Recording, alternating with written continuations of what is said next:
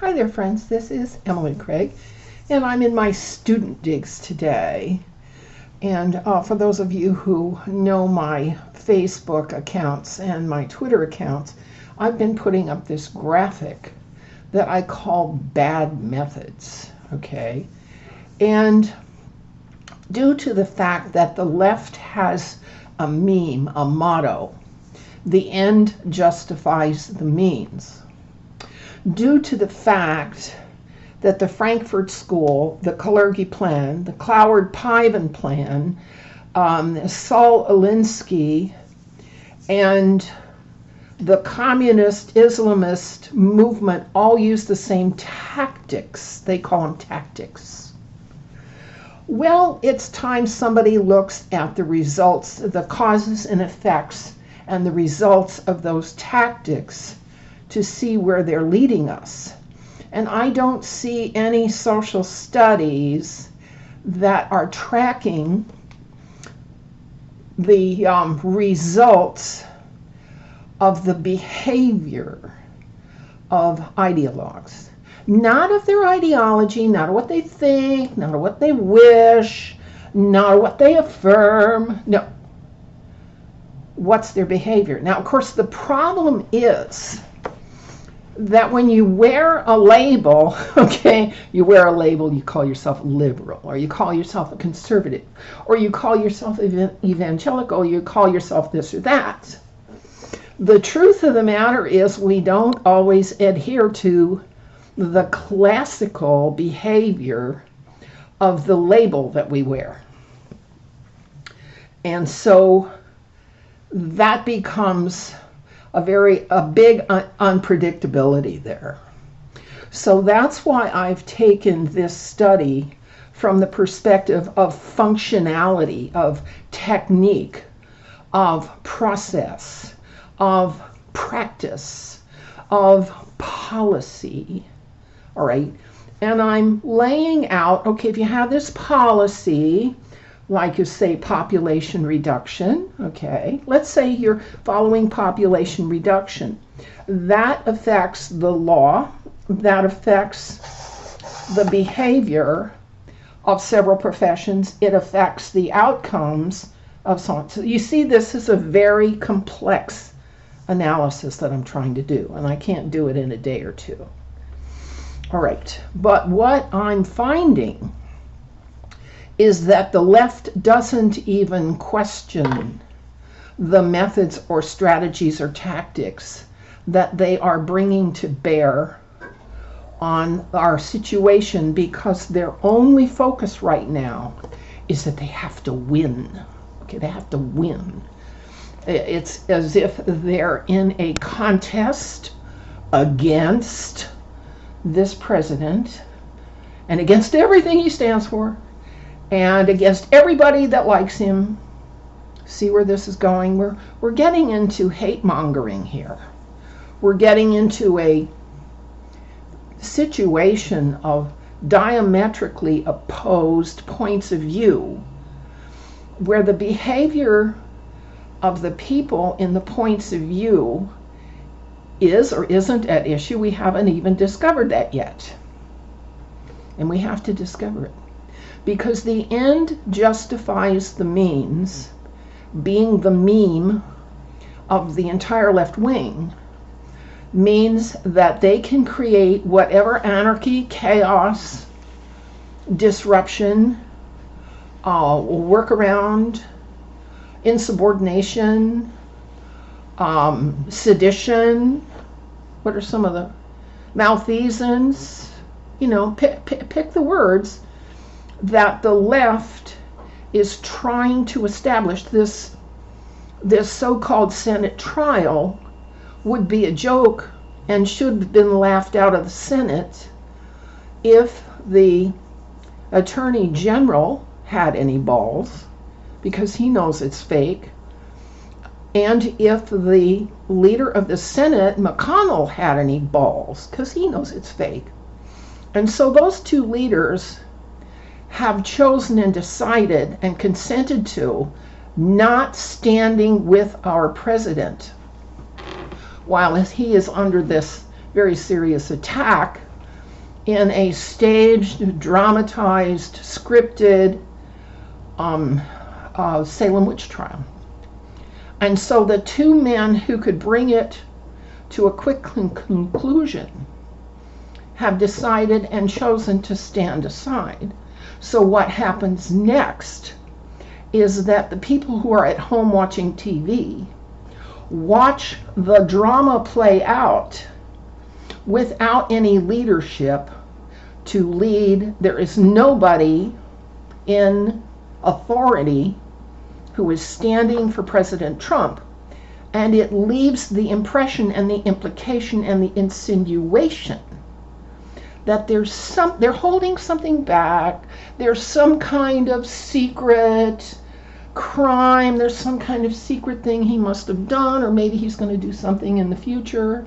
Okay, the fact that the leader of the Senate and the Attorney General are not standing with the president means that the people at home are making all kinds of negative judgments based on wrong information. And maybe that's okay with you. But in today's session, Schiff just flat out lied and mischaracterized what the president said. And so, you think that's okay? But a lot of people are going to be making their judgments in election 2020 based on wrong, false, and repudiated information they didn't know about. That's the game we're playing. We're playing in a contest, and it's not a grown-up contest. And so that's why I'm doing the analysis of the causes and effects of treachery, protection, racketeering, and making trouble. It's like the discovery principle. We go wherever we want and then we claim it for ourselves. Like, I just got to the moon, it's mine. Okay? I just got to South America, it's mine now. Because I got here, it's mine. And that's the principle of discovery. Unfortunately, or fortunately, the universe has a law about that. And it's called the Prime Directive. And it says that one culture is never mandated or allowed to interfere in another culture. Okay, but that's what all the imperialists do, the communists, socialists, globalists, illuminists, Islamists, the ones who take their empire seriously are all pushing the boundaries to make their ideology king.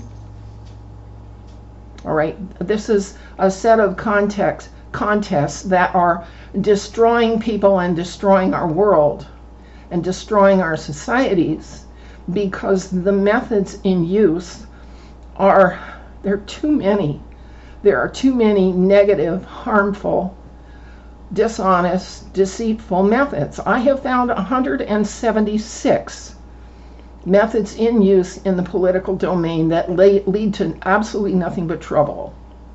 Nothing but trouble. 176 methods. Believe me, it's taking me a while to sift and sort and say, okay, these are the ones that lead to genocide, and these are the ones that lead to silencing legitimate dissent, and these are the ones that lead to harm, and these are the ones that lead to unsuitable profitability, like monopoly and oligarchy and stuff like that. So I have to look at the effects of these bad methods. And so I'll be working on that probably for the next week or so. I'll be talking about it some more on Saturday at People's Internet Radio. And in the meantime, I'm arguing with Google about passwords because my new phone has these little teeny tiny keys, and my fingers are bigger than the keys, and it's very difficult for me to deal with that. Okay, I admit I'm an old lady. All right, so that's where we're at today, and what I'm asking you to notice is not only the dreams and the wishes and the affirmations and the goals and the objectives that you automatically presume are the intentions of leadership, but I want you to notice how their processing gets so wrapped up in itself that all they talk about is talking about. That's all they never get any further. That's where this trial is today, talking about.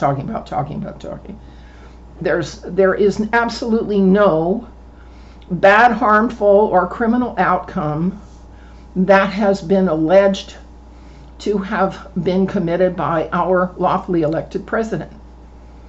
And still they're just talking about.